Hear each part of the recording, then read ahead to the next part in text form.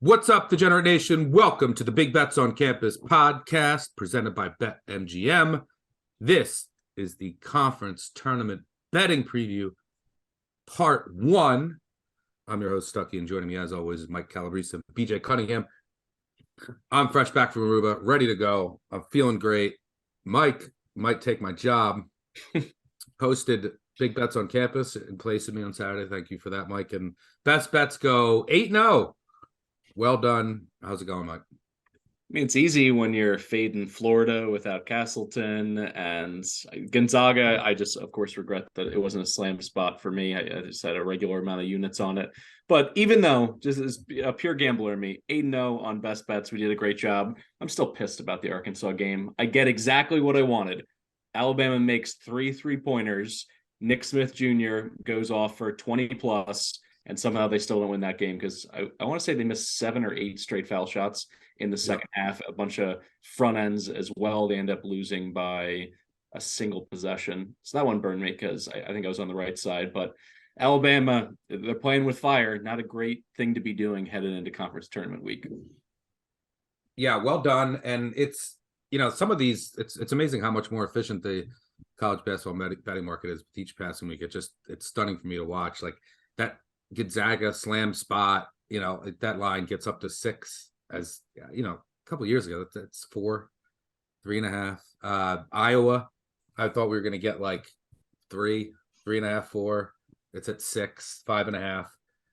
Thoughts and prayers to anybody who had both, listen, both on Saturday and Sunday.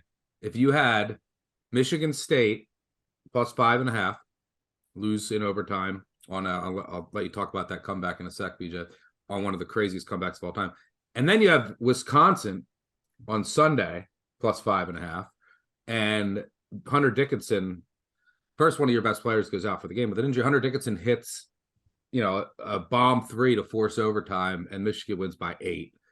The Big Ten home court advantage voodoo continues, but what an amazing comeback by Iowa, who looked dead in the water, and Michigan State was hitting every free throw, which makes the comeback even more amazing because they just missed the one free throw, which is they almost got to the end with Iowa hitting just 3 after 3 after 3, and we called it. We said Iowa's due to just eventually. Now it took forever, and Michigan State made every single 3. It took forever, but Iowa's threes finally started falling, and all it took was one Michigan State missed free throw, and Iowa takes advantage. BJ, where were you watching that, and how did you basically had to give up on it, right, at some point? Yeah, it's funny, in life with a kid now, it's like, all right, if a game is over, I kind of got to like go away from the TV and start like helping out and everything like that with my wife. And I was kind of stepping away for a little bit, but I always had my phone like there, and I was just like, okay, like we're getting beat, whatever. Like, and then I was like, wait, it's starting to get a little. For the final minute, when it got to 96-92 with 30 seconds left, I was like, all right. And I just pulled it up on my phone and I was just kind of watching it. And yeah, it was berserk.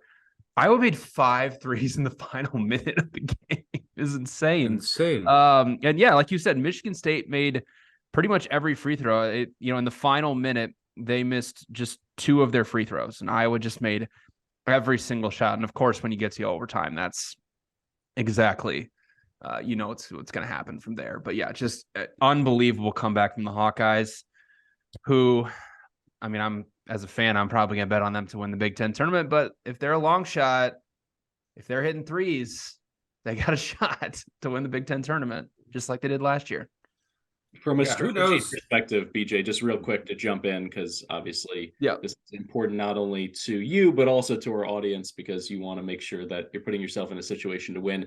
When you are trying to watch those games with a kid and a wife, knowing that you want to watch it, are you more of the school, like, let me take the garbage out, walk it to the end of the driveway, go slow? Or are you hunkering down in the bathroom and trying to, eat up as much bathroom time as you can, just watching the last 30 seconds can turn into 10 minutes, drop of a hat, no problem, with reviews and timeouts? So what you do there? It's usually a bathroom for me. It's usually, I got to take a dump. So, you go in there and, I've already established with my wife, and it's like a 20-minute session every time for me at this point. So it just gives me that extra time in the bathroom.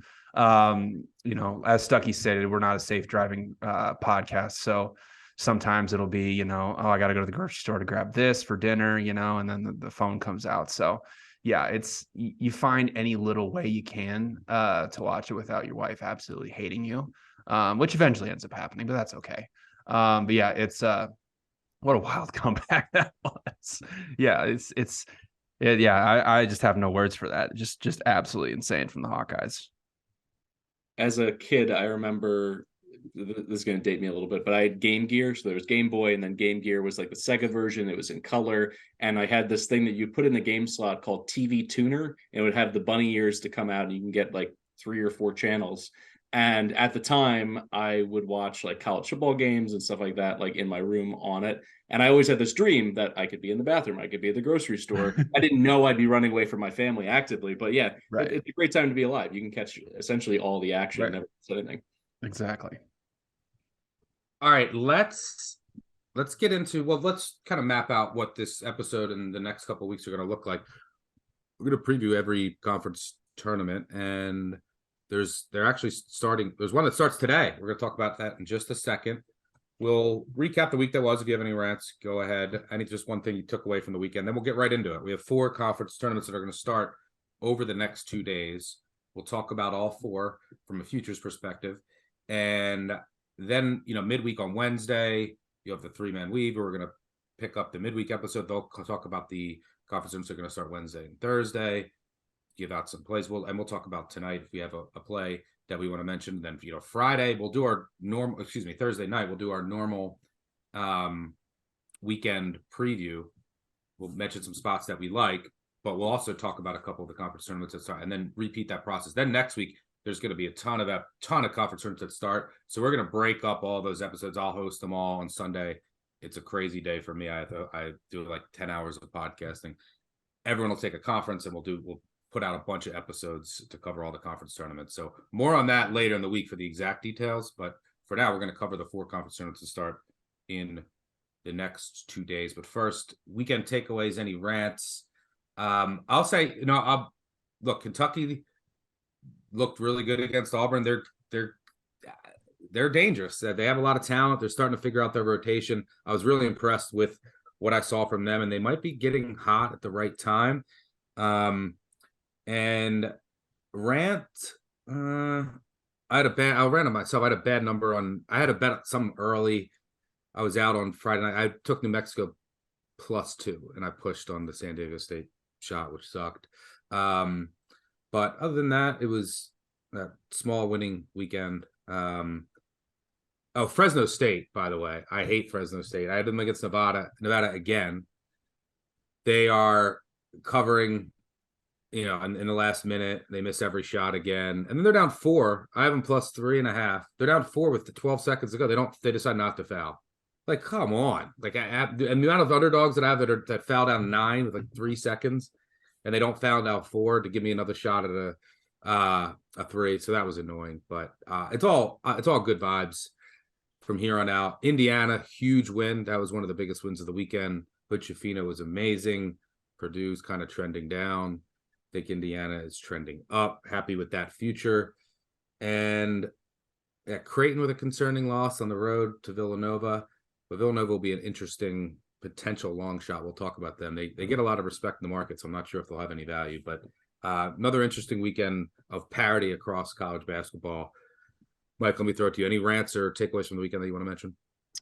I just regret that I didn't take Nova to upset Creighton, because I talked about it so much in the opposite direction when they went out to Omaha and brought up the historical data on their rivalry, their series. The home team always wins in that series.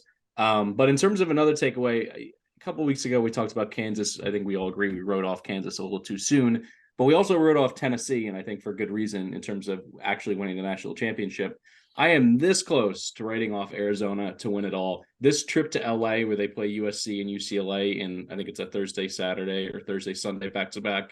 This is it. This is prove it to me time, because you lay an egg, on the farm playing against Stanford, which was an awful loss. It was really a head scratcher. But then to come back at home against Arizona State, I understand that they make this a half quarter to win the game. But even the fact that they were in it the whole way, I just don't think they have the killer instinct. I don't think they have the guard play. They're not getting better on the perimeter. And as good as Tubelis and Ballo are inside the arc, I just don't see this team making a deep run. And I think it's worth mentioning. It's like, when has Arizona really put it together in March Madness this century? So at this point, unless they go in and beat the doors off of USC and then win convincingly against UCLA, I'm out on Arizona to win it all.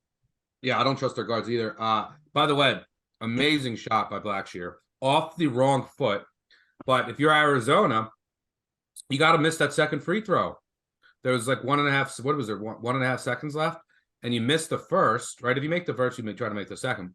But once you miss the first, they're not getting a 2. Right? So it doesn't matter. Yeah. If they get a rebound there, then you're chucking it 90 feet with one arm, and it's not going in. Instead, you get a running start from Blackshear. Obviously, it was a miraculous shot, but that thing looked pure from. I was watching it live, and I was like, "Whoa, this thing's." You have a split second in your brain, but I was like, this thing was heat seeking, and it's so pure. What an amazing shot! A March shot, a pre-March shot. What a huge win for Arizona State. But I agree with you. The guards for Arizona, I don't trust them to make a deep run and win 6 games. BJ, any key takeaways from the weekend other than what a win for Iowa? Yeah, I mean, obviously, what a great win for Iowa. But, I was very impressed with UCLA. Like, that was a very tough back-to-back. I understand Utah didn't have 2 of their best players, but going back-to-back in the altitude trip and getting 2 wins there, I mean, they are getting dangerously close to the 1 line here with Purdue falling to Indiana. So I'm starting to ask myself, is UCLA the best team in the country with the off-the-court stuff going on with Alabama? Kind of, obviously, Houston's still really good, but they haven't been tested in a really long time. So I'm starting to ask myself, does Mick Cronin have a chance at winning the national title here and being on the 1 line? And as far as a rant, I mean, we say this every single year and it just comes up, but stop fouling when you're down 8 or 9 with under 30 seconds left. You're not coming back. Texas and Baylor under 149. Again, this is another situation where I was watching on my phone while driving. But Baylor was up 8 or up 9 with 45 seconds left. Texas hits a 3. They foul. Baylor then goes up 10. Texas hits another 3 to go down 7. So I'm like, oh gosh, here we go. They foul him. Baylor misses the first, or makes the first and misses the second. And then Texas misses the 3-pointer. There's 20 seconds left and they're down 8. Just let it go. Just let it go. It's over. But no, they foul. Then Baylor makes 1 of 2. So it's like, okay, well, at least I'm still pushing here.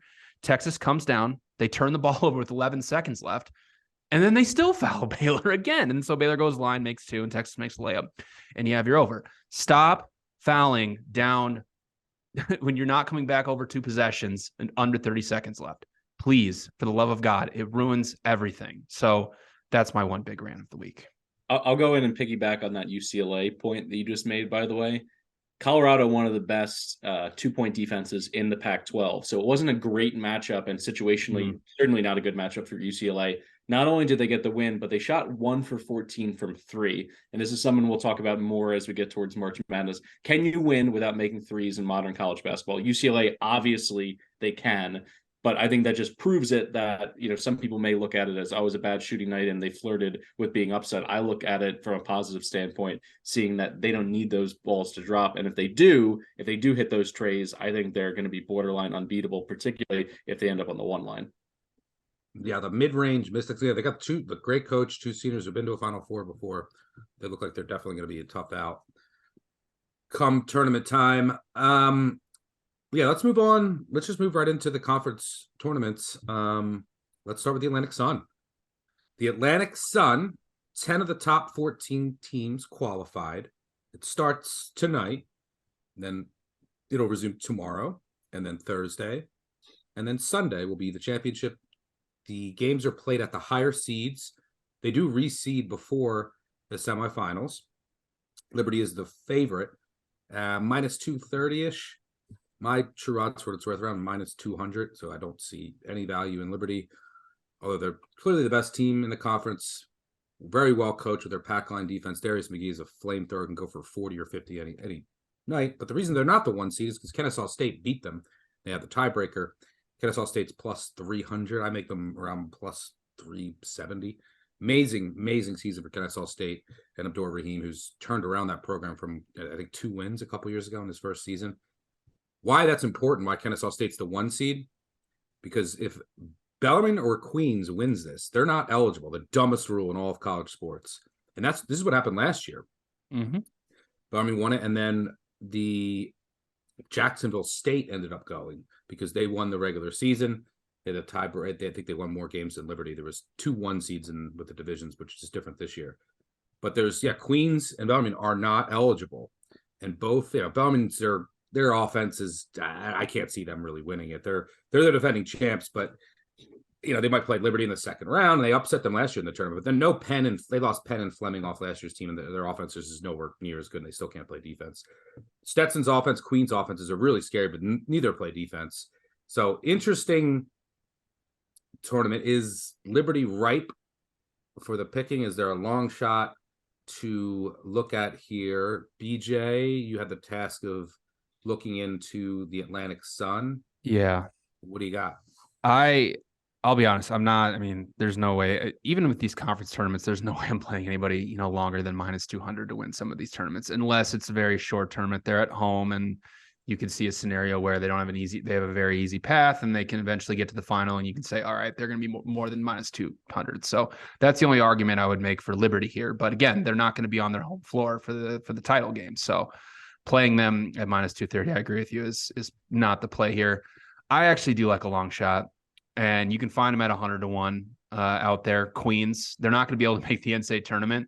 But if you look at, shot quality, Queens is 3rd in adjusted efficiency in the ASUN, and they're graded as the best 3-point field goal defense in the country in terms of the quality of looks of 3-pointers that they allow. But for some reason, teams are just shooting ridiculously hot against them. And this ASUN, it's a very, very high 3-point shooting league. There's a ton of teams that, have a 3-point rate over 40%. They're going to be the 9 seed. They're playing on Monday against Florida Gulf Coast. They're an incredibly high variance team. They're very good in transition.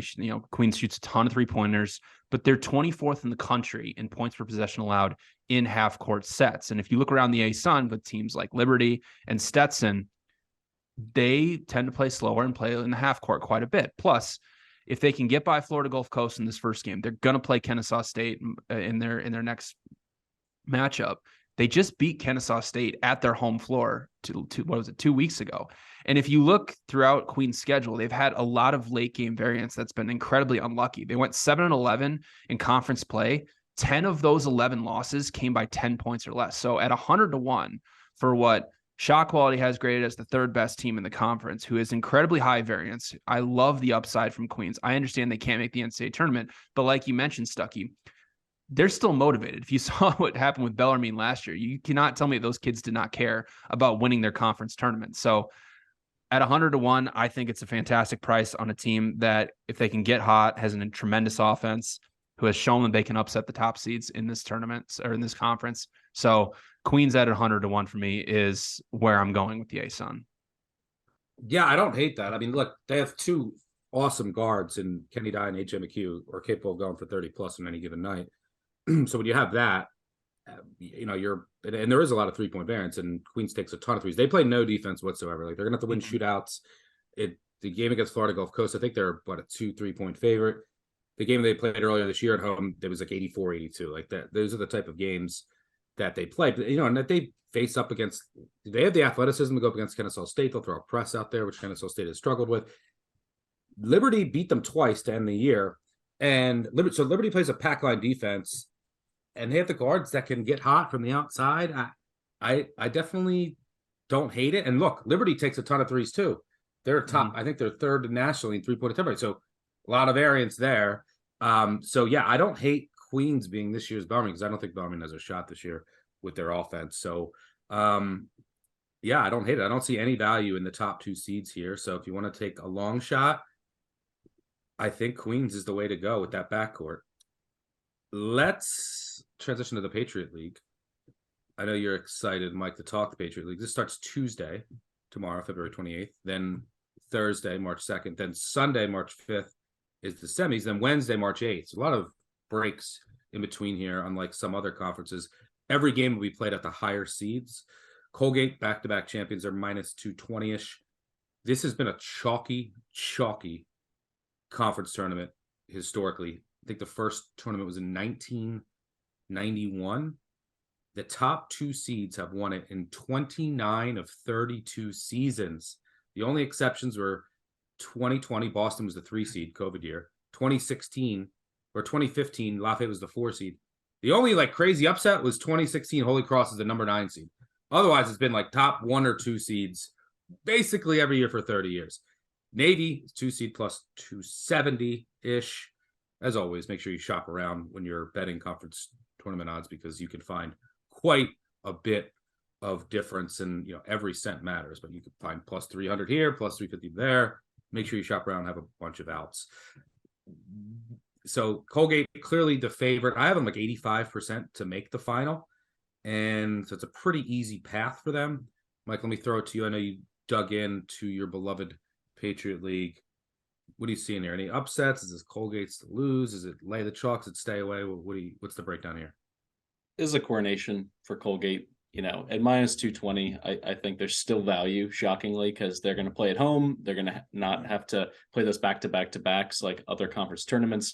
They're 117th in KenPom overall. The next closest team is Navy at 176th.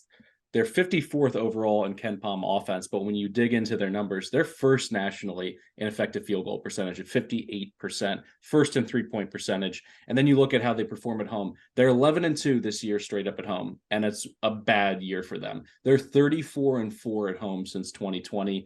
Tucker Richardson is somebody who can go off. He gave Syracuse 30 earlier this season in a road upset. All 5 starters averaged double digits. But really, it comes down to the fact that they've been able to keep one of the best mid-major coaches in all of college basketball in Hamilton, New York. I don't understand how they keep Matt Langle there, but this guy is an absolute offensive genius. He went to the Wharton School of Business. Amazing.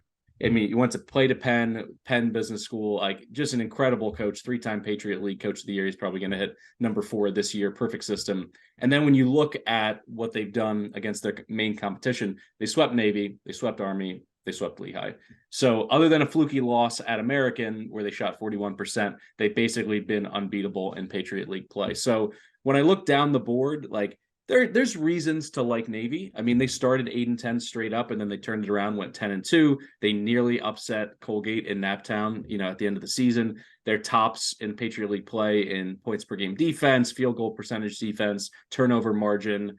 They're solid. They're an absolute solid team, and they have 5 seniors in their starting lineup. So you're going to get a consistent, strong effort out of the midshipmen. But I still think that this number, at least it would have to be 4-1 or better, in my opinion. So plus 270 is a pass for me. I really just don't like Army at 11-1. In KenPom, they're pretty much unimpressive on both ends, and I think that's fair if you watch them play. They can't get offensive boards because of their size issues. They turn it over too much. They're 281st from the foul line. So even if you get yourself in kind of a rock fight with Colgate, are you going to win that game at the line? Probably not. Lehigh, I think, they have a lot of issues on the defensive end. I like their backcourt a lot, Higgins Jr., Taylor, and Whitney Sidney. But in general, they just can't shoot, other than Higgins, Taylor, both shoot over 40% from 3. They got rocked twice by Colgate. This entire tournament runs through Colgate. So if you have no chance of beating the Red Raiders, why are you even throwing, a long shot at 16-1? I'll throw out 2 here if you're interested to maybe recoup some value from a hedge perspective if they can make it to the semis or have a dream run to the finals. American at 80-1 kind of piques my interest. I mean, they beat Colgate once, down in DC, and they took them to the wire the other time. They're 357th in pace. So they are going to try to win in a different way from how Colgate wants to play. They have 2 solid bigs. Matt Rogers and Johnny O'Neal are solid. They could score. They really make them efficient. They're 22nd nationally in effective field goal percentage. They're really strong near the basket. 80-1, I think it's worth a roll of the dice. Then finally, I'll throw a shout out to my Greyhounds. 200-1, Loyola Maryland Greyhounds. 4-1 down the stretch straight up. They split with Navy and Lehigh, so there's a chance for them, if everything goes right, to maybe make a run to the finals. They were within 6 of Colgate at their place with 4 to go. And then finally, the difference maker has been freshman Dion Perry. This kid is a 5'8" point guard. His minutes have increased as the season's gone on. He's blown up down the stretch in that, last 5 games, averaging over 20 points per game, just 1.6 turnovers per game, and shooting 46% from long range. So a shout out to the star from Our Lady of Mount Carmel in Baltimore. That's as best as I can do for any team outside of Colgate trying to throw a little lipstick on this pig. It's going to be the Raiders taking this all the way to the tournament. If they end up on the 15 line, as Bracket Matrix is predicting, that's bad news for a 2 seed. I think this is a 13 or 14 seed in terms of overall quality, but Bracket Matrix does a great job aggregating every bracket out there on the internet. They have very high hit rate on hitting the exact seed. So keep Colgate circled on your bracket when they come out. They could ruin a lot of dreams. Yeah, I mean, look, Colgate is dangerous because they can shoot. I mean, they're number one in the country in 3-point percentage at close to 41%. They run wonderful offense. So their defense, they're not going to get many stops. They're good on the defensive glass, but they're hot from three. They can give someone trouble.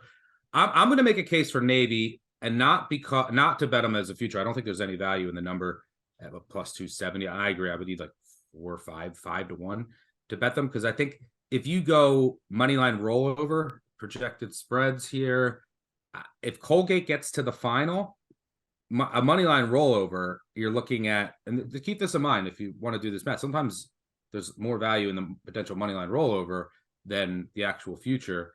It gives you flexibility. Now there could be a big upset, and then that's why you wouldn't want to do it. But if Colgate gets to the final, you're looking at 5-6 to 1 on a Navy money line rollover. If not, if Colgate somehow gets upset, then you're looking at like plus 250. So like, why take plus 270? And you mentioned Navy seniors, and these seniors have gone 0-7 against Navy. I loved Navy on Saturday. Unfortunately, their captain and one of their starters was out, Yoder, and he's important for 40% 3-point shooter, kind of the glue guy, team captain. He was ruled out. He like banged up his shoulder at the end of the previous game. I don't know if he's going to play, so I would wait on Navy, and then if you want, like, do a money line rollover if you like Navy, because. But I personally would just say wait to see if Yoder plays, and then you could take Navy to beat Colgate if it gets there. Like, you're not going to get that far off of a price than their future from a money line perspective, and then you'll see if Yoder is healthy, because Navy, since you mentioned how improved they were, and I mentioned this in the podcast last week, they lost to Holy Cross, then they beat them by 18. They lost to Lehigh, then they beat them by 12. They lost to Lafayette, then beat them by 19. Lost to Loyola Maryland, beat them by 12. Lost to American, beat them by 16. Why? Their defense has improved astronomically. Since January 15th, they're a top 25 defense adjusted for opponent nationally. Up to that point, they were outside the top 300. You're talking about a defense adjusted for opponent that went from outside the top 300 to inside the top 25. I think they're like 25th. So their defense has been amazing. They've improved significantly. They have all this senior leadership. And even without Yoder, they got down big against Colgate, and they almost came back, had a shot to tie or win late, and just couldn't get there. So, yeah, if you like Navy, I think Navy's going to get to the final. But if Yoder's not healthy, and here's the thing why I also don't like the future with Navy, is because higher seeds host. So if they get to the final, you're talking about 2 home games. Navy has I have them with the lowest home court advantage in all of college basketball. So, like, it's not a huge deal to like, they get up, they're better off on the road. Like, there's just no home court advantage for them. So, like, they get 2 home games. Who cares? It's the Patriot League. Like, home court, Colgate has a pretty good home court advantage. But some of these other like Navy has, Bucknell used to have it for when they were really good. But, Navy has no home court advantage. So that I like them if they get to the final. Yoder's healthy, and you can maybe take a stab there. But they're playing at home, and the way they want to play, they could easily get upset like they did when they were 1 seed a couple years ago. So look out for Navy in that defense, which is playing amazing. But keep your eye on Yoder. I don't see any value in it. If you want to back the mids, go money line rollover, or just wait, because I do think Colgate's going to get to the final, and then we'll see if Navy can get their revenge like they have against every other team that they lost to early in the season. All right, good stuff on the Patriot League. Let's move to we want to go Fun Belt. Let's go Sun Belt. BJ, bring you in here. All tournament games here are played in Pensacola, Florida. Starts Tuesday, resumes Thursday, then Saturday, Sunday, Monday. Top 4 seeds get double buys into the quarters. That's Southern Miss, JMU, Louisiana, and Marshall. BJ, what do you see here from a value perspective? It's going to be tough for these lower seeds that would have to win Tuesday, Thursday, Saturday, Sunday, Monday in Pensacola. What's the read here? Yeah, I think that, so I'm going to be playing 2 futures, and I think it's a way to at least get a 4-1 shot into the championship game where you can hedge. And it's going to be James Madison at 4-1 and Southern Miss at plus 470. So James Madison, I think, is the best team in this conference, even though they're sitting at the 4 seed. They're the number one team in the conference in shot selection, open 3-point rate, second in points per possession and rim and 3-point shots. They also get to the free throw line at an incredibly high rate. And most importantly, they're the number one defense in the conference, or excuse me, the number one offense in the conference in points per possession on half court sets. They went 12-6 in conference play. Only one of those losses was by 10 points or less. Defensive side of the ball, they're a top 100 adjusted defensive efficiency team, top 25 in turnover rate, number one team in the conference in defending in transition. They'll likely be playing Troy in their first matchup if Troy gets by Coastal Carolina or Arkansas State. It's a really good matchup for them because Troy turns the ball over a ton. They shoot a ton of threes, and they're only shooting around 31% from behind the arc. And then it'll likely be either Southern Miss or Southern Alabama. Now, the Southern Miss case is very interesting. They went on a 9-game win streak during Sun Belt play, so they're the number one seed. But I think why you're seeing them at plus 470 is because they just lost by 31 to South Alabama 2 weeks ago at South Alabama and had their worst shooting game of the season. So the price for me is a little out of whack. I mean, if you look at shot quality and KenPom, Southern Miss is still second in this conference in adjusted efficiency differential. They're a very well-rounded offense that doesn't have a lot of weaknesses. And the defensive side of the ball, they're very good, but they have this one main weakness is they're a really, really bad defensive rebounding team. Well, if you look at the conference, the top 5 offensive rebounding teams are on the other side of the bracket. So they're not going to face a team that's going to exploit that weakness. Southern Miss also 27th in the nation in points per possession allowed at the rim. They're 17th in forcing teams into bad shot selection, 21st in open 3-point rate allowed. So if they can get by South Alabama, which I believe they can, it's a good revenge spot for them, and they play James Madison in the semis, I think you can get a 4-1 shot into the final, which actually has a good opportunity against Marshall in Louisiana, who, I know Marshall's been your bogey team this year, Stuckey, but they've obviously run pretty well. I think that's how I'm going to play this and potentially set up a good hedge spot, because even if one of those two teams gets to the final, I don't see a scenario where they're going to be more than a 2 or 3 point underdog against Marshall or Louisiana. So it's important to shop around here because some prices are out of whack. The best price you can find on James Madison right now is 4-1. And the best price you can find on Southern Miss is plus 470. So I think that's how I'm going to play the Fun Belt. Well, I'm going to make good stuff there. I'm going to make a case. I agree on Marshall. I finally got him with Old Dominion on Friday. The Thundering Herd, I mean, they'll have to win, what, 3 games in 3 days? They get a double bye, but they have no depth. Late in the season, 3 games in 3 days. Their backcourt's excellent. They'd like to get out in transition. They'll probably have to face Old Dominion potentially first, too. It's not a great matchup. Old Dominion to just beat them, slow the game down, keep them out of transition. They're great against pick and roll. I'm going to make a case for South Alabama. They coming into the season, they were bottom 20 in minutes continuity per KenPom. They a lot of brand new pieces. Richie Riley, I have a lot of respect for. Took them some time, even though you saw the potential early in the season. This is a team that played Bama tough. Lost by 10. They went to New Mexico, lost by 6, went to Oklahoma, lost by 4. This is in their first 4 games. And they kind of lost the plot. They're trying to, figure out, especially on the defensive end. And then they really turned it on. They're number 1 in momentum metric per Haslametrics in the country. They were blowing teams out down the stretch. They lost their finale. But they have a lot of, they're playing with a ton of confidence right now. And since January 1st, they're number 73 nationally in adjusted efficiency, and the second best team in the conference. The only team better since January 1st, Louisiana, barely. They're at 67. Pre-January 1st, South Alabama was 185th and the 7th best team in the conference. So it makes sense. Richie Riley, great coach, really started to figure out that defense. And they actually finished number 1 in effective field goal percentage on both offense and defense in league play. And look, they swept JMU. They went 7-3 against the seeds in the top half, and one of the losses was a bad loss to Coastal, who's probably out in the first round. So, yeah, I think, look, they have an excellent transition D, great pick and roll defense, which is key if they get to Marshall in the final. And Marshall, they don't have any depth, but Southern Miss doesn't have any depth either. That's the one thing that I'm really worried. South Alabama doesn't have any depth either. They're bottom 20. Isaiah Moore just plays a ton of minutes. He's a stud. He's going to have to be big here. So if they get to the final, which is really when you would worry about their legs, maybe they're matched up against Marshall. Marshall doesn't have any legs either. So they have to win one extra game here, which makes it tough. You can find a 10-1. I think South Alabama has all the momentum and like just the improvement.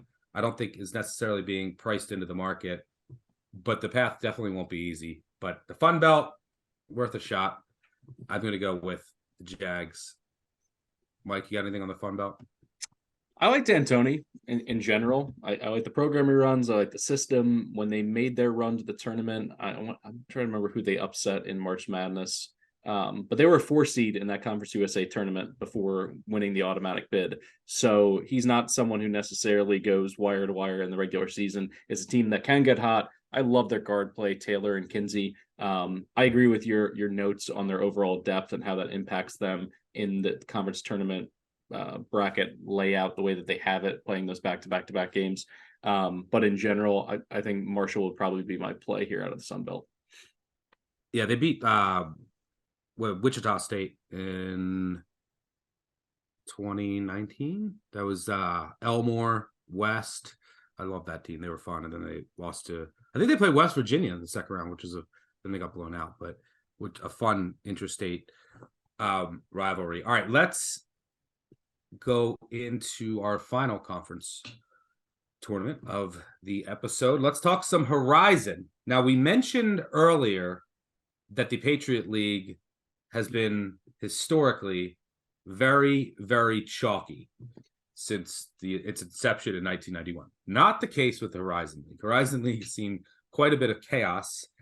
And just when I think of Horizon League, I think of crazy games, crazy endings. There always seems to just be awesome games and just must-see TV. I think like last year or 2 years ago, like the Horizon tournament was the best conference tournament. Like just every game, there was like triple overtime, double overtime. All 11 teams make it. Top 5 seeds get a bye. This starts Tuesday, resumes Thursday, then Monday, Tuesday. First round of quarters are at the higher seeds. Then we're on to Indianapolis for the semis and finals. Mike, what do you see here in the Horizon? Expect more chaos? Yeah, you teed this up properly. If you're looking for a wacky conference tournament, this is the one. I'll start at the top. I basically called my shot in January. I thought that Youngstown was going to win this thing. They were going to win the regular season. They were going to win the automatic bid. It's going to be hard because defensively, they're 267th in Ken Palm's adjusted defensive metric.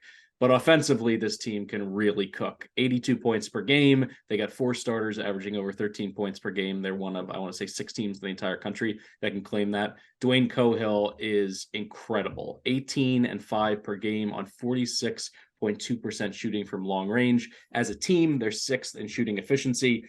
This defense, though, like beyond just the Ken Palm number, when you start to really dig into it, 310th in opponent shooting percentage.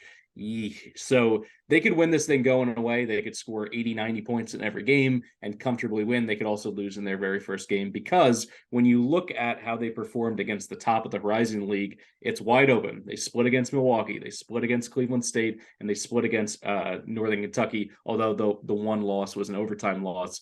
That kind of sets the stage for, okay, this is wide open. Let's get into who could potentially knock off the Penguins.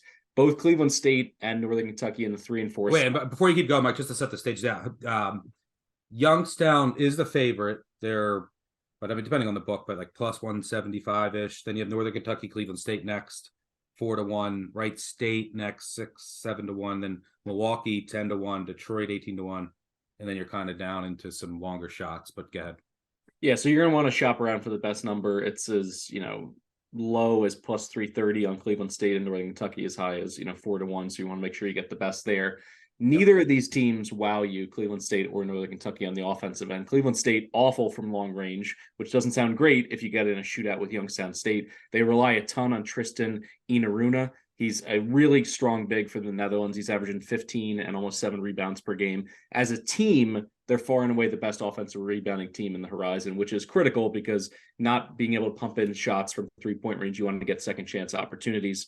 they've played really well. Inaruna and the Vikings in general played great down the stretch, 6-1 straight up with wins over Youngstown and Northern Kentucky. So of this 2-pack, the Vikings and the Norse, I'm going to go with the Vikings here. Northern Kentucky, they concerned me a little bit. They were, in my opinion, leaking oil down the stretch. Their last 4 games against quality Horizon League opponents, they lost. Most of those were on the road. Marquez Warwick has been special, but I think he's just a step behind, the Trey Calvins and Cohills of this conference. In terms of his overall shooting, he's over 40% 3 points, averaging 19 points per game, but I still don't think he quite has that killer instinct to put the entire team on his back. The one thing that is good about Northern Kentucky from a game-to-game basis is they have one of the highest turnover rates in the nation. They really make it difficult on you, and they play at one of the slowest tempos. So those turnovers are just more valuable for a team like they are. They get killed on the offensive glass, though, and from play a lot of zone. Yeah. So they're deep in the 300s in both of those metrics. You mentioned it, Milwaukee, even though they're the 2 seed in this tournament, they're 10-1 to win it. And I think it's pretty simple. The advanced metrics hate this team. They're 232nd in KenPom offense, 229th in defense. They also get killed on the offensive glass. They turn it over way too much. 357th nationally. That to me is enough for it to be a pass. I know that BJ Freeman's their go-to guy, but he's been disappointing down the stretch in losses to Youngstown and Robert Morris, both road blowouts. So not in on the Panthers. Going to pass there. Let's get into the long shots that I love. Wright State plus 750. You can get them out there in the market. And Detroit Mercy 18-1. Let's start with Detroit Mercy at 18-1. It's no surprise they do it all on the offensive end. They got a 1-2 punch with Antoine Davis, the 3-point king of college basketball, and Jared Liddell. Liddell's a 15-10 big, which is great for them. Gives them a little inside-outside balance. They're 53rd in adjusted offense efficiency by KenPom, and I'll just do the quick whisper, 347th in defense. So yes, they could shoot their way past just about anybody in this tournament. They're 6th in 3-point shooting percentage nationally. But then you look on the other side, 345th in 3-point percentage defense. Could they beat Youngstown if they got to a meeting with them? Absolutely. They lost by 5. You just got to win a shootout. You got to win they got to win 90-87. Exactly. They lost by 5 at home, 84-79. It was a 2-point game with 20 seconds left. So yes, it's possible. They could also lose in the first round by 20 points. I wouldn't bat an eye. Wright State, I like a little bit better. This is my true long shot that I'm going to end up playing in this conference tournament. They got Trey Calvin. They got a chance. The guy's flirted with a 90-50-40 line all season long. Incredible shooter. He scored 44 in a triple overtime loss at Youngstown. They got wins over Milwaukee. They got a blowout win over Northern Kentucky. But here's the key for me. They're 2nd in the conference in road records straight up at 7-7. So their team basketball travels. It's not just Trey Calvin show. They can do this if everything breaks right. I think the price is just about right. I'd love to get it at 8-1 if I could, but anything north of plus 750 I think is interesting. They're not great defensively, but they can rebound on the defensive end. A team rebounding element I think helps them. So in a conference that, to your point, historically it's been wide open, you should have at least one long shot chambered. I'm going to go with the Raiders here. I don't even think you realize you said during your kind of your push that if everything breaks right and the price is right for Wright State. I don't know if you caught that, but I'm going to go with Detroit here. It's all about chaos. Why not back Antoine Davis, who is 63 points away from being the NCAA all-time scoring leader, 63 points away for Pete Maravich, 18-1. I think that's the best. I got to shop around and see before I lock this in, but I know that there's an 18-1 out there. And so let's look at their path, right? And you mentioned it. They're kind of like Youngstown light.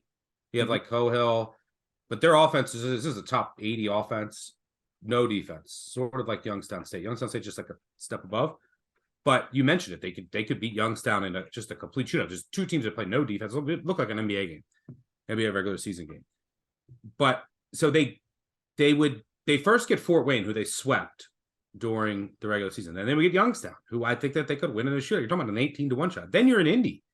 And then you're either going to get Oakland or Northern Kentucky, 2 teams that play a ton of zone-heavy defenses. And Detroit's zone offense is elite. 90th percentile per synergy. You have Antoine Davis, who could go for, 50, seriously, 50 against the zone. And then who are you going to face in the final? Like Milwaukee? Milwaukee. I have Detroit power rated ahead of Milwaukee. I would have them favored in that game. Cleveland State, be close to a pick for me. So Wright State, I agree, is scary. There's a reason why, despite the ranking. But yeah, then you're in the final. Like, the path isn't that bad. Now, they could lose in the first round easily. The defense doesn't show up. Davis is an off day. But they're 18-1 in the Chaos Conference. Give me Detroit. I'm riding with Davis one last time. All right. Yeah, you got to have fun in the Horizon. You got to take a shot in the Horizon. And hopefully, if Davis wins, if they beat Fort Wayne, and then you get Youngstown in an absolute shootout, I think he'll break. He's 6. It'll be close if they don't beat Youngstown. So he's 63 away. Yeah, it's going to be close. It'll be close. I mean, he's going to take, if he plays those 2 games, he's going to take 45 shots. So, you have every opportunity to go past. Yeah, he's not going to get it in the first game if they lose, but there's a chance he gets it in 2.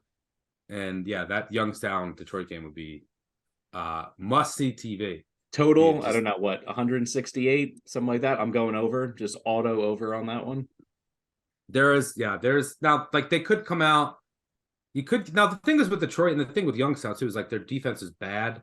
They don't really play any defense. So maybe, like, just effort-wise, their defense gets a little better because the offense is there. So yeah, maybe there's some upside for both of those teams there. But I just don't see there's any value with Youngstown. But I think that there might be, given the price, and you have the best player in the conference. So yeah, give me Detroit there. All right, good stuff. Going through the 4 conference tournaments, the best time of the year. The madness is here, but we have one final task at hand for today. And that's tonight's card. BJ, let me throw it to you. What do you have circled for tonight? I'm going to go the Baylor Oklahoma State under at 141.5. Keontae George is out for this game, which is a big loss for Baylor considering he's averaging 17 points, but he's also taking 30% of their shots when he's on the floor. And the thing about Baylor is they have tremendous scorers all over the floor. They're number 1 in shot quality, shot making metric, but they're 274th in the country in terms of shot selection. So losing one of your best shot makers when you're already not getting consistent good shots, it becomes a problem. The other problem he's also a good facilitator too. Right, exactly. Very good. Baylor is a very high frequency pick and roll team. Everything starts with George at the top through their pick and roll. Oklahoma State, very good at defending pick and roll, 62nd nationally in points per possession allowed. The previous meeting, they held Baylor to just 0.91 points per possession on pick and roll sets. Baylor, they're also shooting the lights out from beyond the arc in conference play, 37.5%. Oklahoma State, number 1 team in the conference, open 3-point rate allowed. The flip side is Oklahoma State's offense has been pretty lackluster this season. They're 9th in the Big 12 in adjusted offensive efficiency. They're only shooting 31% from behind the arc in conference play. And that's where 40% of their field goal attempts come from. So Baylor's only allowing 31% from beyond the arc. They're 8th in the country in points per possession allowed in half-court sets. And Baylor does tend to play a slower pace, 9th in adjusted tempo. Oklahoma State is 6th. So with George being out, with everything running through him in their offense, I like the value on under 141.5. Yeah, I'm going to, just to piggyback off that, I'm going to go with Oklahoma State catching 1.5, 2. I think you might be able to find out there. I doubt that lasts long. But look, this Baylor team is going to be dangerous in March because of their guards, and, the 3-headed monster. But George is out for this game.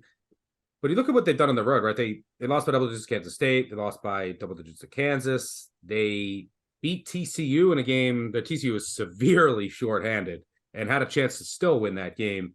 Before then, they lost to Texas. They beat Oklahoma by 2 in a game they were trailing late. They lost to they got blown out by Iowa State. They came back to beat West Virginia in a game they were trailing late. They got blown out by Marquette on the road. Like, that's their entire body of work on the road this year. And why have they struggled on the road? Their defense. Their defense is, there's a lot of holes, especially at the rim. And that's where Oklahoma State has, this is just a complete buy low spot. Now, look, they might need to win. Don't use that as a reason to bet a team in college basketball. A lot of times you see this in NFL, college football, that could work against you too. And usually it's priced into the market. But I think that this is the bottom point in Oklahoma State. I thought it was a great spot for them on Saturday. Still would bet it again. If you look at any analytical site, they graded that as an Oklahoma State win. They've gone 7 of 42 the past 2 games from 3. They're not a great 3-point shooting team, but they're not 16%. They've had a lot of open looks that they just missed. They do miss Avery Anderson. He's probably their best on-ball defender. He can create his own shot. So they're going to have to get everything at the rim now. They're due to hit some threes, which they probably will tonight. They also have an elite pick and roll defense, as you mentioned, which is huge against Baylor. But they're going to be able to get to the rim here, and they're going to be able to get offensive rebounds and putbacks against this Baylor weak rim defense. So I think that they're going to get some easy buckets. The defense shows up here. So I like Oklahoma State catching points at home here after losing 4 straight. They watch the 3-point variance, I think, do to break their way tonight. So give me the Pokes. Speaking of Pokes, I played Wyoming +6. I would not follow me if I were you, because they never cover, and I always bet them because my numbers show value. And Nevada just covers every game somehow. I also like Montana State against Eastern Washington. His winning streak finally came to an end on Saturday. They have everything locked up already. Montana State, I think, is the best team in that conference. They're now fully healthy. I think they get that win tonight. Those are 2 other ones I throw out. Mike, let me throw it to you. What do you got for Monday night? I just got one. I'll keep it simple. Florida Gulf Coast. Andy Enfield is not walking through that door. They've been awful down the stretch in the ASUN. They've lost 8 of their last 11 straight up in conference play.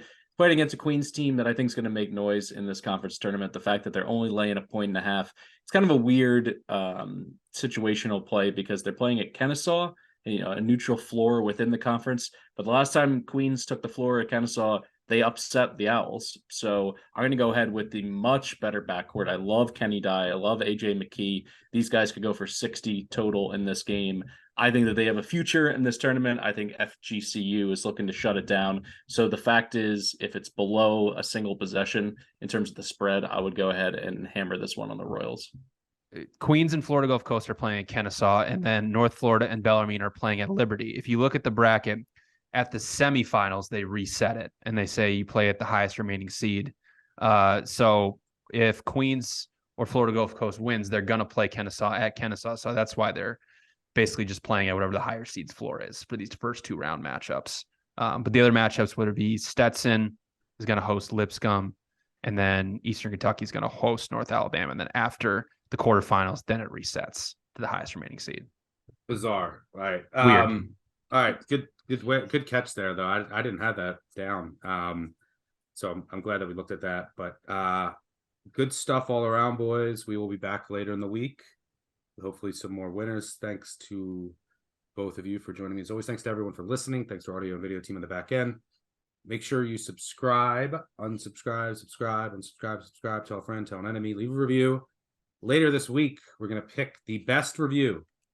Whoever leaves the best 5-star review, and they're going to join us on our futures portfolio. We're going to split it 5 ways. The producers, I told him that he can get in with us. So the best review, we'll reveal it later on the end of the week episode. But 3-Man Weave will be back Wednesday with conference tournament preview and midweek preview. We'll be back for the weekend preview and for conference tournaments starting on the weekend. And then, of course, next week we will have you covered for all of the conference tournaments and championship week. More details to come on that later in the week. Thanks for listening. Good luck on all of your wagers, and we will catch you all next time. Cheers.